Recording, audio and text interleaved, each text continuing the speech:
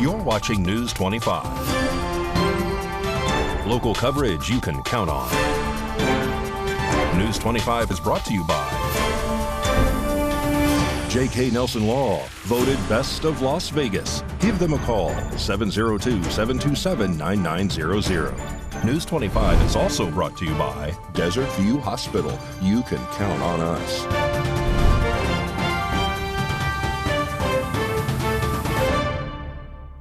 Hi, happy Monday, November 27th, 2023. Welcome to News 25. I'm Missy Kohler. The Israel-Hamas 4-day ceasefire is announced to have been extended an additional 2 days. RJ Camacho has the details.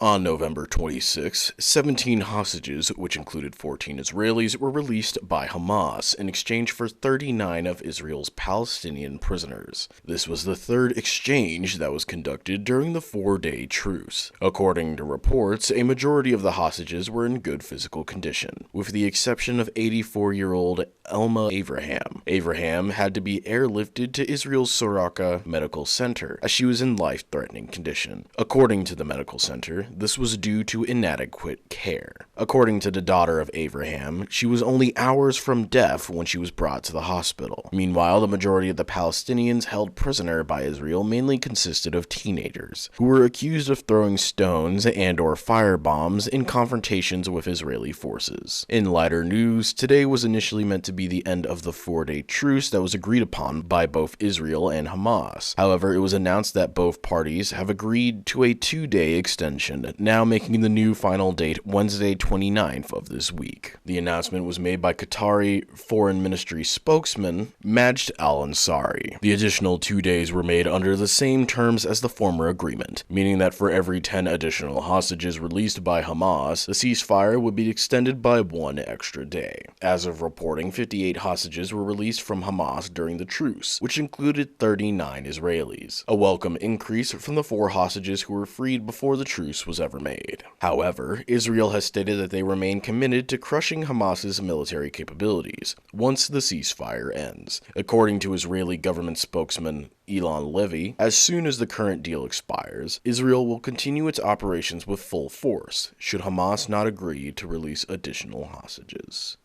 A Pahrump man is arrested after reportedly being in possession of 1,200 child sexual abuse images and videos.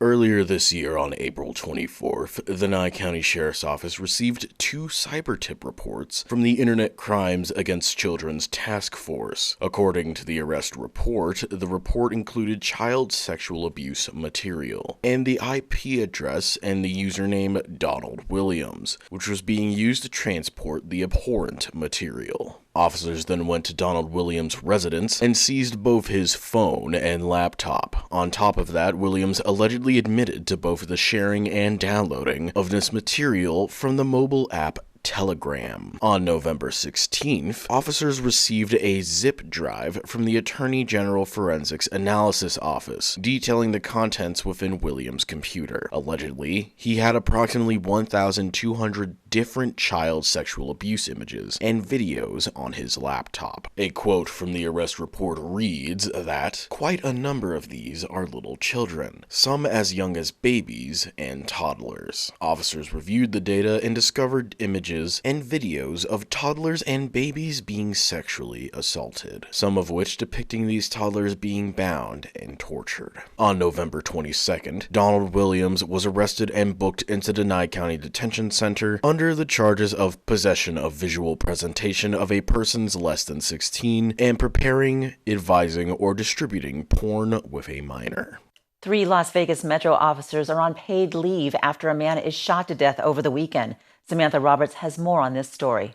The Las Vegas Metro Police Department has identified 3 officers involved in a fatal East Las Vegas shooting. The shooting took place this past Saturday, just before 3 a.m. at 3900 block of Lansdowne Place. According to police, they had located a man with a knife in the area of Lansdowne Place, and officers requested the man to relinquish the knife, but the man refused, which in turn caused the officers to open fire on the man, killing him. The man was later identified as 51-year-old Robert Pitcher. On Monday, Las Vegas Metro identified the officers who were involved as Philip Din, Oscar Nuno Reynosa, and Kyle Corso. According to Robert Pitcher's mother, Fran Mastrakova, he was going through a mental crisis due to the death of his son on October 12th and wanted to hurt himself. Pitcher had gone missing in the middle of the night, which prompted her into calling the non-emergency number for a welfare check. Fran expressed that if the officers knew it was a welfare check, why weren't they prepared? And why wouldn't they save him? Pitcher will be laid to rest next to his son. And all 3 officers have been placed on paid administrative leave while the incident is currently being investigated.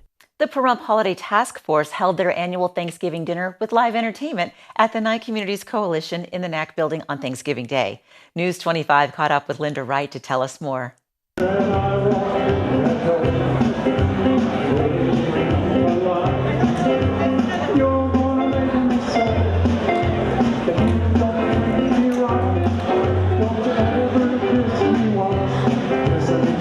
I just want to thank everybody that showed up today.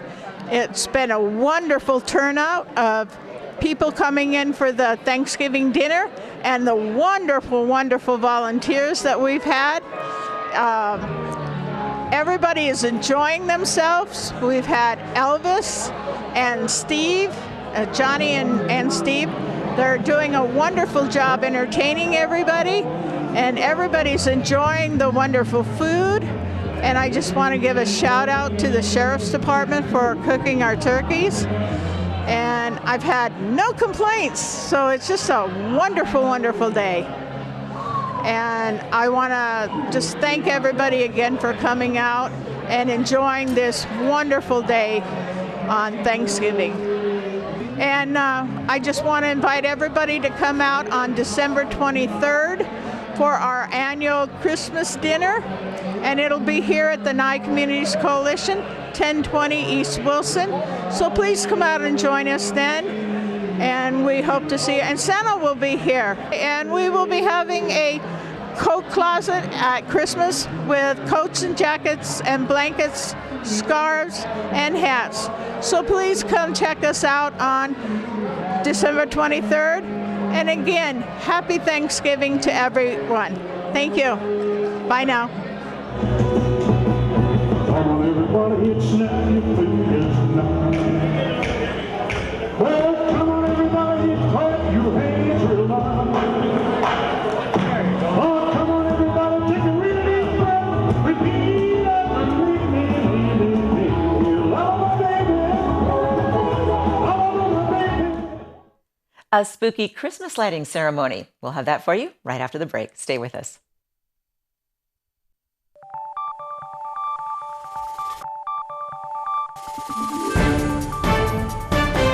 You're watching News 25. Local coverage you can count on. Welcome back. Just last night, local business Coffinwood held a spooky Christmas lighting ceremony for the public. News 25 caught up with Brian Schoening at the event. The lighting ceremony, we've always had the Coffinwood lights, and everybody has always drove by and watched them, and of course listened to them over the little miniature broadcasts that I do to the street. But I wanted to make it a little bit better and try to get the community a little bit more involved and allow them to see and put on a little show for the actual lighting. It was a lot of fun too. It was a lot of fun. It's been a great turnout today, and I'm so excited to be doing music. My wife and I actually wrote an original score for this event. We wrote our own rendition of Making Christmas, and we wrote an original song called Carol of the Coffin, which we are going to be putting together an entire album based around Coffinwood and the story, and we got a lot of cool stuff in the works right now. But music has been great, turnout's been great, it's been wonderful being out here. He cut 2 different scores for this year's ceremony, and we're going to continue building off of that every year. We're going to try to do another couple of scores, and every year, you know, the theme of the Coffinwood Light Show changes, so he'll have to adapt and overcome. It's a lot of fun. He's very creative, makes some really good music, and I gave him a couple of key pointers to go after, and he nailed it. It was really good. I plan on doing a lighting ceremony every year from here on out, so we can call this one the first annual. I like it. I like seeing everybody's responses.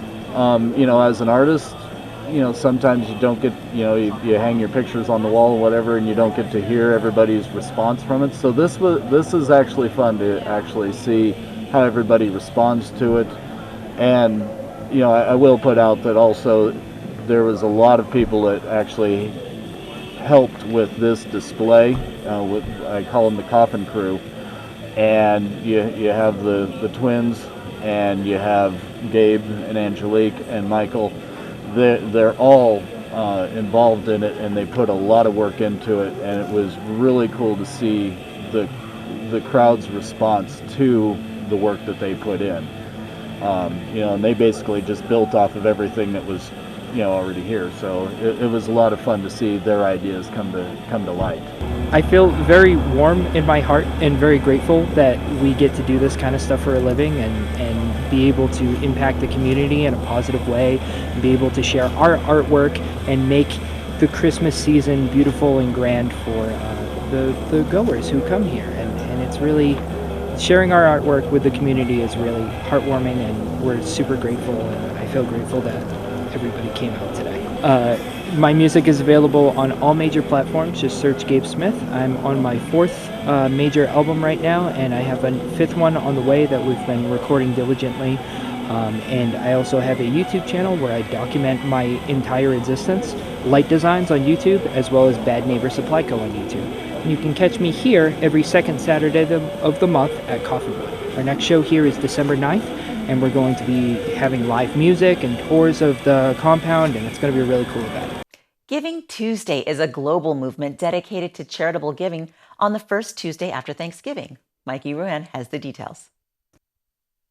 Launched by 92nd Street Y in 2012 as a charitable answer to Black Friday and Cyber Monday retail shopping days, Giving Tuesday is a worldwide movement to encourage giving and celebrate generosity, harnessing the collective power of charities, businesses, and individuals. The goal of this initiative is to transform how people think about, talk about, and participate in giving all year long, especially during the holidays. If you search online, you'll see hashtag Giving Tuesday across social media platforms. Some local nonprofits in Pahrump include Disabled American Veterans, Friends of Parkinson's, Pahrump Disability Outreach Program, Nye Communities Coalition, the Salvation Army, Pahrump Valley Rotary Club, Never Forgotten Animal Society, and Goodwill. For a full list, go to 501c3lookup.org/city/Pahrump-NV.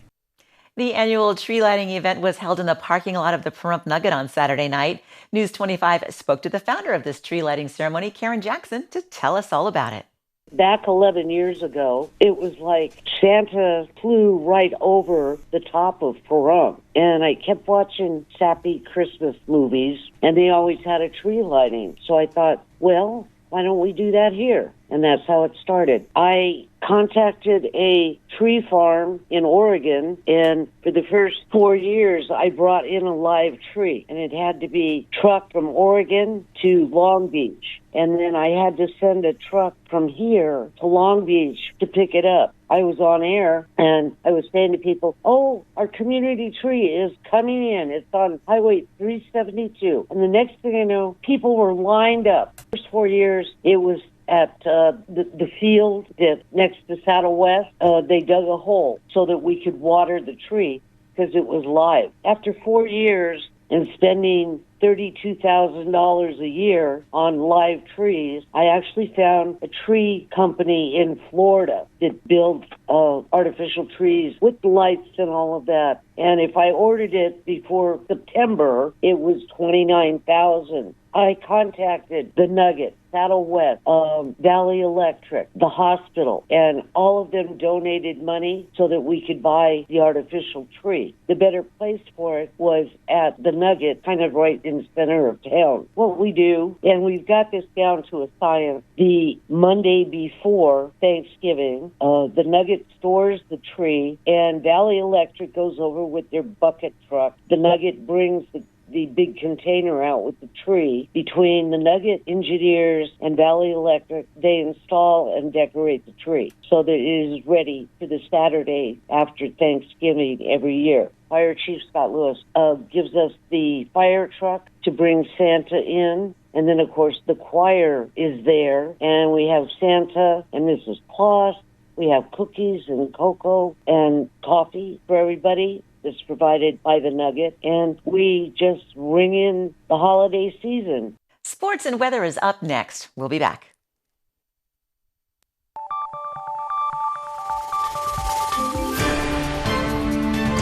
You're watching News 25. Local coverage you can count on. News 25 is brought to you by Mountain West Lawyer, Injury Attorneys, 727-9500. Welcome back to News 25. Here's your look at sports with Mikey.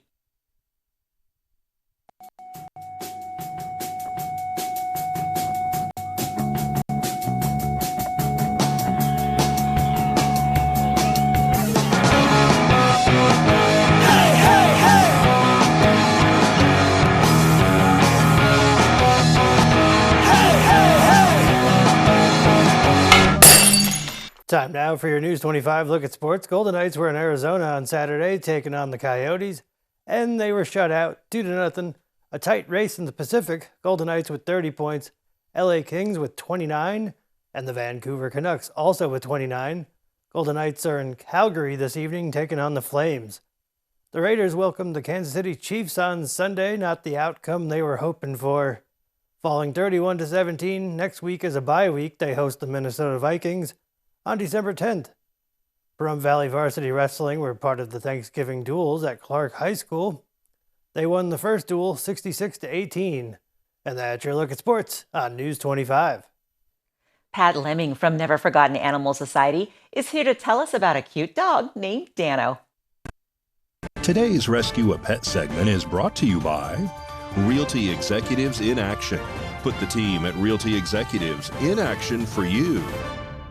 Hi everyone, this is Pat with Never Forgotten Animal Society at 3091 North David Street in the north part of Pahrump off of Bella Vista. With me I have Dano, D-A-N-N-O. He is a 1-year-old German Shepherd mix. Very, very sweet boy. He is housebroken. He is used to being around people. He's used to being in a family, and he really loves being involved with everyone. He is an escape artist, so you will have to have a very secure yard in order to be able to keep him in. And he also enjoys being involved in family activities and being around people and just being involved in everything they do. Again, he's 1 year old. He is a very, very sweet boy, very loving, very kind. He is here at Never Forgotten Animal Society. His adoption fee is $250, which includes his neuter, microchip, all of his vaccinations, and his rabies certificate. And this wonderful boy is ready to go home.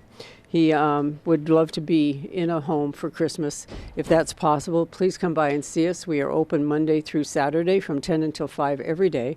Our number is 775-537-8674, and you're welcome to come in and see him at any time. There are no appointments necessary. Again, this is 3091 North David Street in the north part of Pahrump, and we're open Monday through Saturday from 10 until 5. No appointments necessary. I hope you can make it out and see him. He's a wonderful boy. Thank you. News 25 Weather Cam is brought to you by Lerner and Rowe Injury Attorney's Office in Pahrump. In a wreck, need a check? Call 702-877-1500. Look outside at the Lerner and Rowe weather cam. A little snow on the mountains up there. A little bit chilly today. John's in next with the latest weather forecast. Fill us in for the week. We'll be back.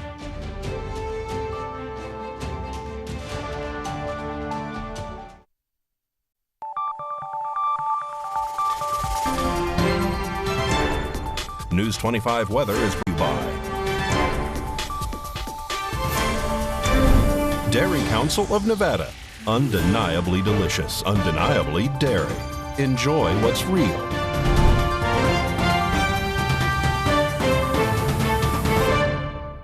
Hi, good evening, Nevada. It's John Kohler from the KPVM Channel 25 Weather Studios, all up and down the Ace Country Radio Network, and to your computer and mobile device, www.kpvm.tv. Don't forget the .tv, very important. Well, let's take a look at this weather map. Fernley and Fallon checking in at the top of the map as weather twins, 43 degrees, and also as Cool Spot Award winners. Carson City wanted none of that action.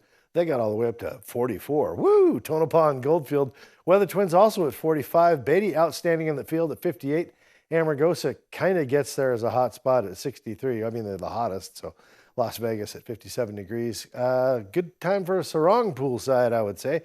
Death Valley at 70 degrees makes us all look silly, but here in the paradise of Pahrump, let's take a look at the current temperature. 51 degrees, not too bad. 58 just a little bit earlier. It was a nice day, actually, if you don't mind, a fall day. East-southeasterly winds at just 3 miles per hour.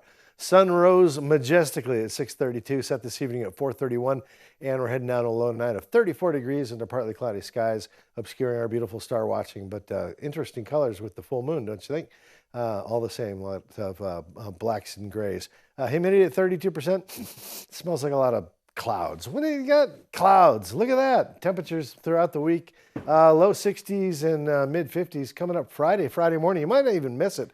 Supposed to be some rain appearing out of the skies and onto your sidewalks and backyards. 32% chance of that on Friday. But it's supposed to be in the morning, so maybe we'll just wake up and everything will be wet. Sunday, sunshiny day. Beautiful day. I think that's my pick for the week is Sunday. Look forward to that with 57-degree temperatures, and the rest of the week kind of cloudy fall weather. What do you expect? It's the fall. All right, back to the desk. Here's Missy Kohler. Thanks, John. That'll wrap it up for us here at News 25 tonight. Thanks for watching. I'm Missy Kohler. Hope you have a great night.